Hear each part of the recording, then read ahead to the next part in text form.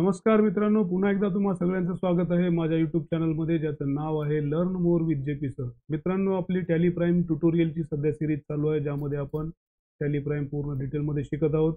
मागच्या व्हिडिओमध्ये आपण इन्व्हेंटरीबद्दल माहिती घेतली होती. आजच्या व्हिडिओमध्ये आपण वाउचरचे जे प्रकार असतात त्याबद्दल पाहणार आहोत. मित्रांनो, मुख्यतः वाउचरचे दोन प्रकार असतात, एक अकाउंटिंग वाउचर आणि इन्व्हेंटरी वाउचर्स. त्याच्यामध्ये त्याचे काही उपप्रकार असतात, जसं की अकाउंटिंग वाउचरचे उपप्रकार आहेत Contra voucher, payment voucher, receipt voucher, journal voucher, purchase आणि सेल्स वाउचर. त्याबद्दल आपण डिटेलमध्ये आज पाहणार आहोत. चला तर मग जास्त वेळ वाया न घालवता जाऊया आपल्या स्क्रीनकडे आणि करूया आपल्या आजच्या व्हिडिओला सुरुवात.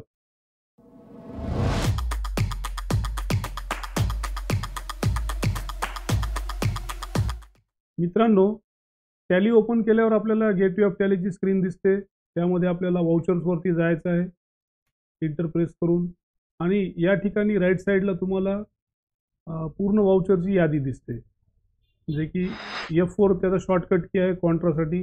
आणि सुरुवात केल्या केल्या F5 पेमेंट वाउचर ॲक्टिवेट असते first time. Accounting voucher creation, payment, त्याच्यामध्ये आपण ट्रान्झॅक्शन एंट्री करत असतो, जे की आपल्याला नंतर वेगवेगळ्या रिपोर्ट्समध्ये बघायला भेटत असतं. तिसरा प्रकार आहे रिसिप्ट वाउचर. त्याच्या पुढचा प्रकार आहे journal voucher, sales voucher, purchase voucher, आणि F10 वर ऑदर्स वाउचर आहेत. जसं आपल्या गरजेनुसार आपण purchase order, receipt note, sales order, delivery note, त्यानंतर क्रेडिट नोट, डेबिट नोट, असे वेगवेगळे आपण वाउचर्स यूज करू शकतो.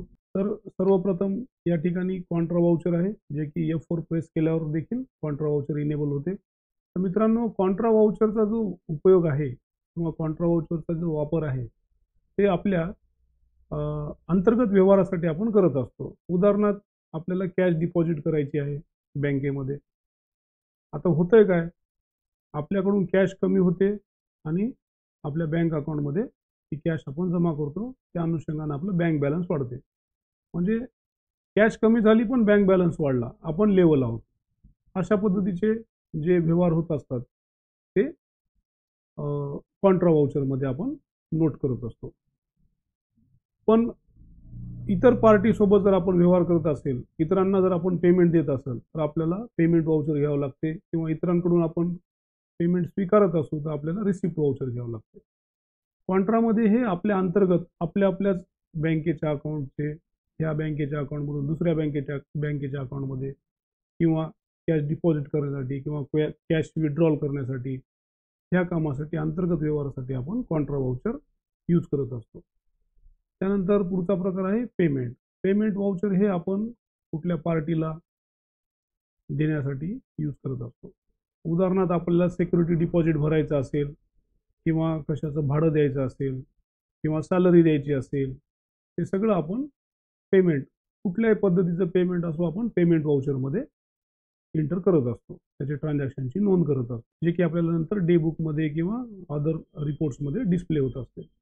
त्यानंतर पुढचा प्रकार आहे रिसिप्ट वाउचर. रिसिप्ट वाउचरचा शॉर्टकट आहे F6 प्रेस केल्यानंतर रिसिप्ट वाउचर इनेबल होत असते. रिसिप्ट वाउचरचा उपयोग आपण इतरांकडून पेमेंट स्वीकारण्यासाठी करत असतो. इतरांकडून पैसे, रक्कम किंवा पेमेंट स्वीकारण्यासाठी आपण रिसिप्ट वाउचरचा उपयोग करत असतो. समजा एखाद्या पार्टीकडून आपल्याला पैसे येणं असेल, त्यांनी आपल्याला पेमेंट केलं, तर आपण ते आपल्या रिसिप्टमध्ये शो करत असतो, जे की ट्रान्झॅक्शन नंतर आपल्याला डेली रिपोर्ट्समध्ये किंवा अदर डिस्प्ले रिपोर्ट्समध्ये आपण बघू शकतो.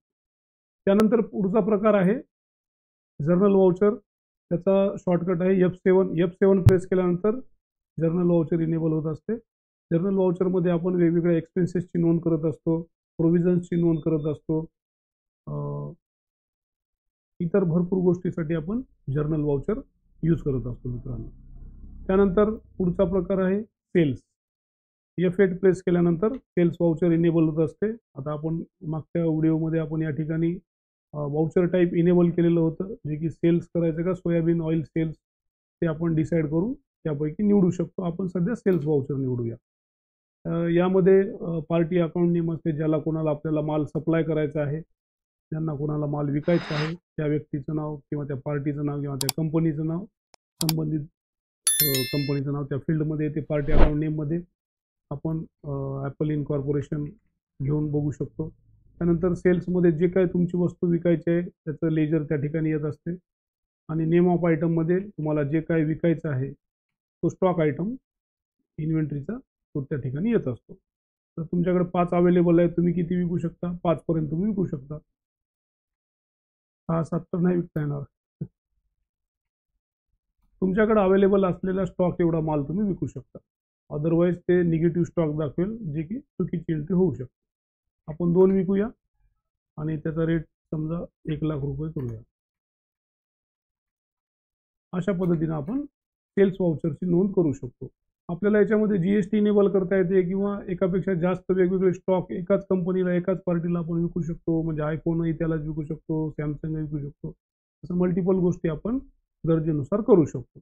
आता आपण जीएसटीचा पार्ट आपला आणखी सुरू झाला नाही, त्यामुळे आपण जीएसटी इनेबल केलं नाही या ठिकाणी. सध्या मी फक्त सिंपल प्रोसेस घेत आहे. जसं जसं आपण थोडंसं मास्टरिंगकडे जाऊ, मग थोडंसं अवघड गोष्टी आपण शिकण्याचा प्रयत्न करू. आता सगळं जर सांगत बसलं तर कदाचित समजायला ते कठीण जाऊ शकेल. त्यामुळं मी जीएसटी लगेच इन्क्लूड नाही करत. येणाऱ्या काही व्हिडिओमध्ये मात्र जीएसटी इन्क्लूड करून आपण परचेस सेलचे वाउचर्स एंटर करणार आहोत. तर सध्या आपण जीएसटीचा पार्ट आणखी आपला सुरू झाला नाही, त्यामुळे आपण तो स्किप करणार आहोत. अशा पद्धतीने एंट्री सेव्ह करून आपण पुढे जाऊ शकतो. That's it. त्यानंतर पुढचा प्रकार आहे परचेस. परचेससाठी शॉर्टकट की आहे F9 प्रेस केलं का परचेस वाउचर इनेबल होत असते. त्यामध्ये सप्लायरचं जे काही इनवॉइस नंबर आहे, बिल आपण ते टाकू शकतो. आपण सध्या डमी टाकूया आणि आपण OnePlus इंडिया यांच्याकडून मोबाईल परचेस करत आहोत. मोबाईल परचेस अकाउंट इथं स्पेस द्या. OnePlus नॉट घेऊया आपण गोडाऊनला शोरूममध्ये. समजा आपण 10 पीस घेत आहोत. 75,000 रुपये त्याची किंमत आहे. अशा पद्धतीने आपण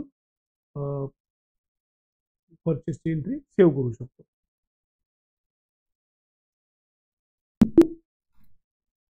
दॅट्स इट. हे असे वेगवेगळे वाउचरचे प्रकार आहेत. त्यानंतर F10 वरती जर आपण एंटर केलं तर गरजेनुसार आपल्याला लागणाऱ्या इतर काही वाउचर्स तुम्हाला त्या ठिकाणी दिसतील. या ठिकाणी शो इनएक्टिव्हवर आपण एंटर जर केलं तर पूर्ण जेवढे काही वाउचरचे प्रकार आहेत ते सगळे तुम्हाला या ठिकाणी शो होत आहेत. आपण यापैकी बरेचसे वाउचर जे आहेत ते इनेबलच केले नाहीत आणखी, ते सुद्धा या ठिकाणी तुम्हाला शो होत आहेत. हे जे हाईड असलेले वाउचर आहेत ते आणखी सध्या आपण इनेबल केलेले नाहीत. जसं गरजेनुसार आपण ते इनेबल करत असतो. इन्व्हेंटरी वाउचरचे भरपूर प्रकार आहेत की जे इनेबल नसतात, आपल्याला गरजेनुसार करायचे असतात. ऑर्डर्स वाउचर सुद्धा आहेत, यामध्ये पेरोल वाउचर सुद्धा आहेत. हे सुद्धा आपण येणाऱ्या व्हिडिओमध्ये पाहणार आहोत. इन्व्हेंटरीच्या वाउचर्सच्या वेळेस ऑर्डर्स वाउचरची गरज पडत असते. जसं की आपण परचेस ऑर्डर देत असतो किंवा सेल्स ऑर्डर क्रिएट करत असतो. एखाद्या पार्टीला माल विकायचा आहे तर सेल्स ऑर्डर करत असतो, किंवा आपल्याला माल विकत घ्यायचा असेल एखाद्या पार्टीकडून तर त्यांना आपण अगोदर परचेस ऑर्डर देत असतो. ते येणाऱ्या व्हिडिओमध्ये आपण डिटेलमध्ये पाहणार आहोत. तर आजचा व्हिडिओ तुम्हाला कसा वाटला मला नक्की कॉमेंट करून कळवा. माझ्या व्हिडिओला लाईक करा, चॅनलला सबस्क्राईब करा, जास्तीत जास्त तुमच्या मित्रांसोबत शेअर करा. चला तर मग पुन्हा भेटूया एका नवीन व्हिडिओसोबत. तोपर्यंत आपल्या आरोग्याची काळजी घ्या. नमस्कार.